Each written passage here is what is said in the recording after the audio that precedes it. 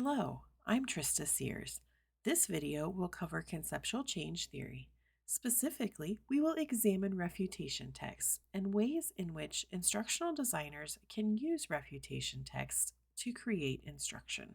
Conceptual change theories examine how learners change their thoughts, beliefs, and misconceptions. These theories grew out of cognitive models of learning and have expanded into affective models of learning.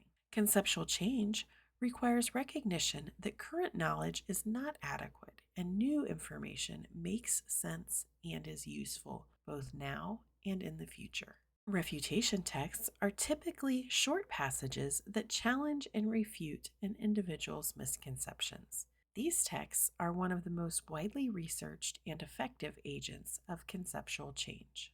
Refutation texts are made up of several standard components: a misconception, a refutation cue, and a refutation. Let's take a closer look at each of these elements. Misconceptions are thoughts, beliefs, and notions that are held in direct opposition of scientific knowledge. These are often the result from misinformation or a misunderstanding of previous information received on a topic. Refutation cues are short statements that open the door for explanations other than the misconception. The refutation should be scientifically backed information that refutes the misconception. So, why do refutation texts work so well? Refutation texts work by challenging the learner's misconceptions by providing scientifically supported evidence.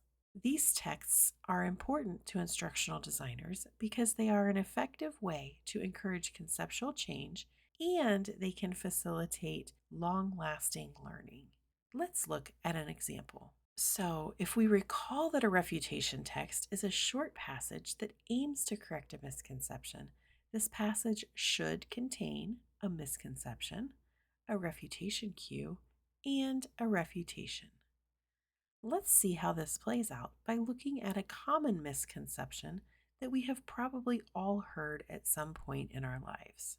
Touching toads causes warts. In a refutation text, it may state, "Many people think that touching a toad will cause you to get warts." We then add the refutation cue to signal to our reader that there may be another explanation for the misconception. In this case, we simply state, "However, this is not true."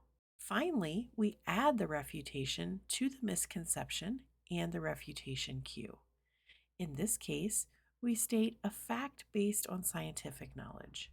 Warts are caused by certain strains of a virus that live on your skin called the human papillomavirus, or HPV. When we put all of the pieces together, our refutation text will look and read something like this. Many people think that touching a toad will cause you to get warts. However, this is not true. Warts are caused by certain strains of a virus that live on your skin called the human papillomavirus, or HPV.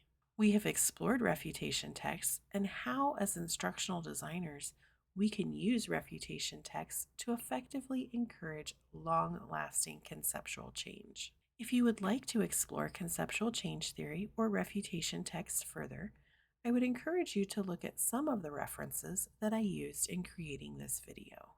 Thank you for watching.